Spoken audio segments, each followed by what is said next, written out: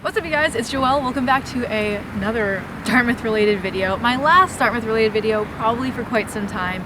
I want to close out my Dartmouth experience by giving you guys the campus tour.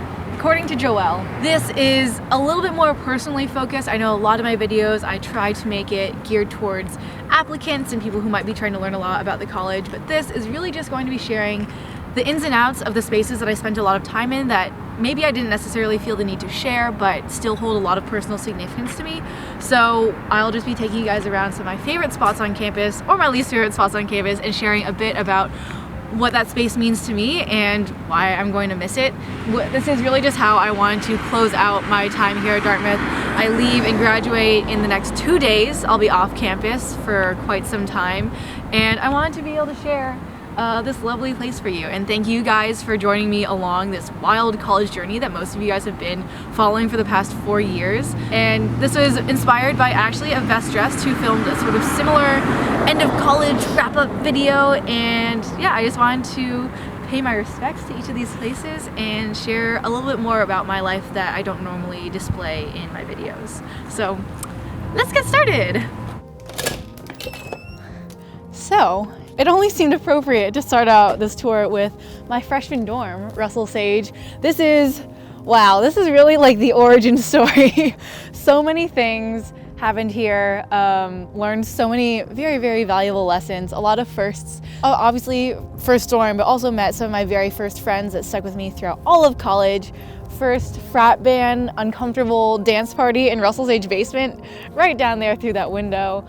First college kiss, not that that really matters, but that did also happen here. This place reminds me a lot of where I've been and how far I've come in terms of my college experience. Just the person I was when I lived here is so vastly different from who I am now. So it's always nice just to be able to come back, take a peek, and remember what life was like when things were significantly simpler, but also I was stupider.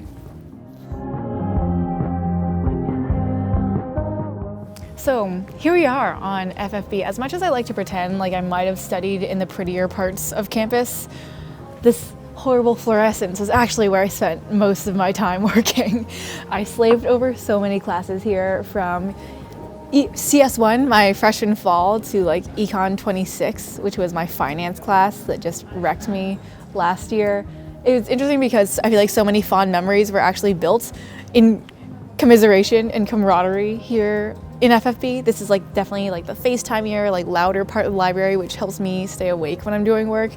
But I actually made a lot of friends here, just being like, you're here too on a Saturday night. Hello. In a weird way, I feel like I will miss like the camaraderie and like the communal working aspect of being in loud parts of the library like this that don't really exist in postgrad. I did eventually kind of graduate. I started working in the periodicals more my senior year because I was like, I think I need a more aesthetic workspace and more quiet. But yeah, but FFB is always number one, the go-to, you know?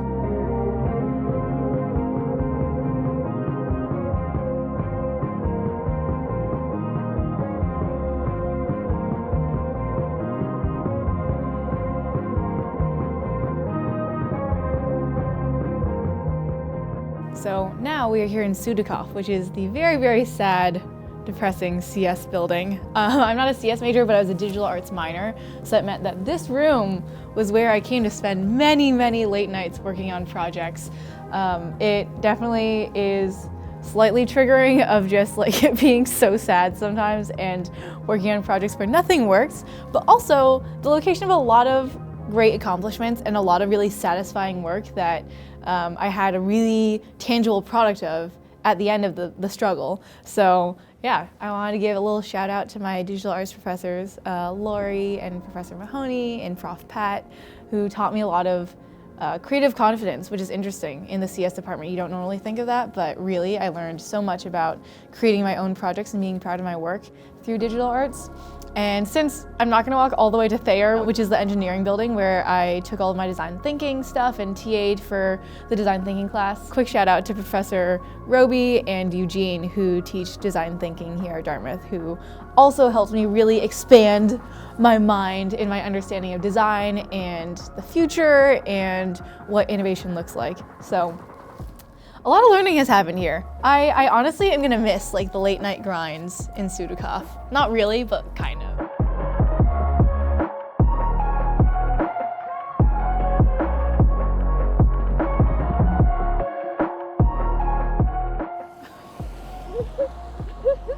Hate to be that hoe, but Frat Row is actually, you know, the home of many fond memories for me. As problematic as the Greek system is, and I do talk about that frequently on my channel, there's also a lot of fond memories here with friends, staying up till like odd hours of the morning, playing pong in really smelly, sweaty basements, throwing paint at each other in BG over sophomore summer, and lots of other fun things. So I know, I think that it's a very uniquely college kind of location where I will never ever have this type of environment again of just spending time with friends in these large musty buildings that have a lot of people centralized from one like common space / social group. Here is the famed Frat Row of Dartmouth, re-Animal House. So people occasionally ask me where I would go to hang out, re-frats.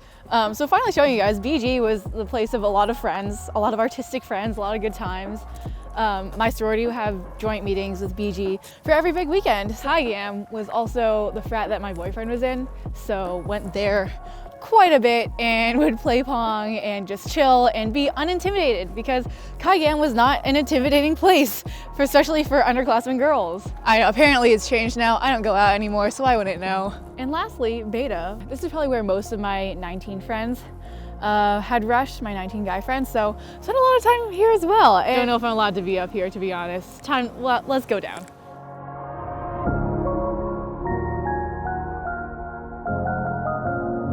So this is a little bit of a more random location here at Dartmouth, but Ockham Pond is one of my favorite places just in general to come to campus for a good sense of intimacy and peace.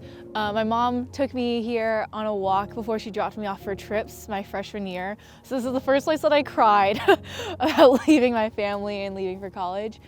Since then, I would come on runs here very frequently alone in the mornings and just be able to enjoy the scenery. And yeah, Sean and I would also go on a lot of walks around here and just enjoy. So this place always feels very peaceful, very centered for me. And yeah, it's sort of like a safe place that I can go that feels removed from campus but is still quite nearby.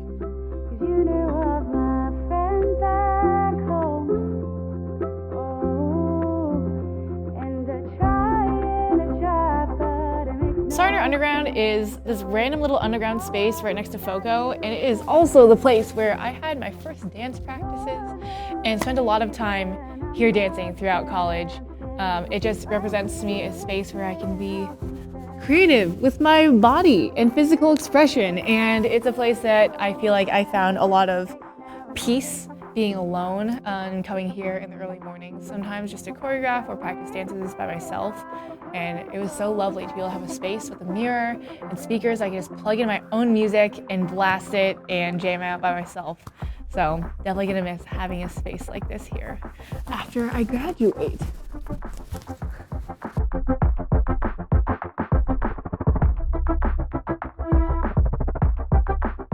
This is one of my favorite places on campus, the Black Visual Arts Center, shortened to BEVAC. And it's where I spent a lot of the latter half of my Dartmouth experience, because this is where obviously all the film classes are and a lot of the more creative like arts, visual arts classes. It really is one of the main reasons why I applied to Dartmouth. This was built right before I was applying to colleges, and I was looking for schools with film programs, and I was like, Dartmouth doesn't have film, blah, blah, blah. And then the next few months, their calendar came out. They do like this alumni calendar, and it was Dartmouth, Year of the Arts, and it had like BEVAC on it. It showed like all the stuff that the students were working on, and I was like, I have to go there now. So now being able to call this place a home of mine is like really awesome and full circle in an interesting way. This is where I met a lot of really fantastic people. Like the creative communities at Dartmouth are so important to me, and I'm going to miss so dearly. But also a lot of really stretching experiences. Working with Samantha Davidson Green, one of my favorite professors of all time. I TA'd for her and also took her filmmaking 1 class. We had many struggles. I learned a lot about collaboration and teamwork and also creative agency and just general intentionality with art. It's also just an incredibly beautiful space to spend time. They do movie screenings and all that sort of thing. I cried in Low watching La La Land. I had my first film class there ever, and I also got to showcase some of my own work from filmmaking classes in that same theater. So full circle in so many ways. Man, yeah, I'm gonna miss this place.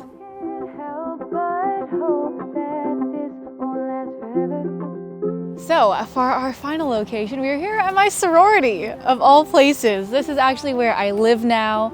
And I thought I'd end up here because it is the location that I think has taught me a lot about myself and challenged me in a lot of different ways. I think rush and social life in general at Dartmouth can be really difficult, especially for people of color, for people who have never been in these types of environments before.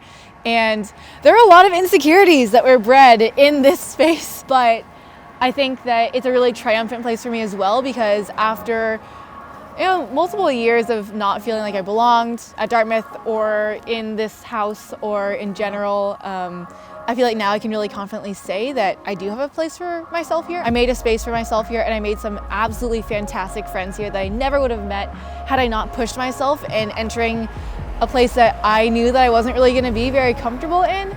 So I think it is very satisfying to be able to know that what started out as a place of a lot of discomfort and insecurity for me is now somewhere that I feel very comfortable and feel a lot of ownership.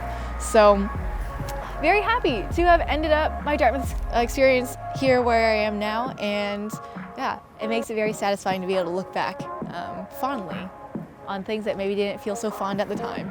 Alrighty, so we have reached the end of our campus tour. I just want to say thank you guys so much for watching this video along with me, but also coming along on this really wild college journey.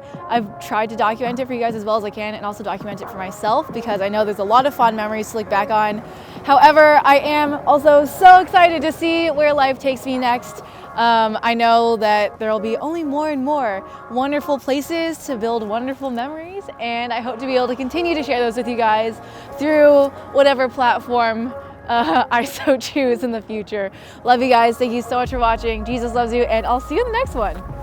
Peace. Okay.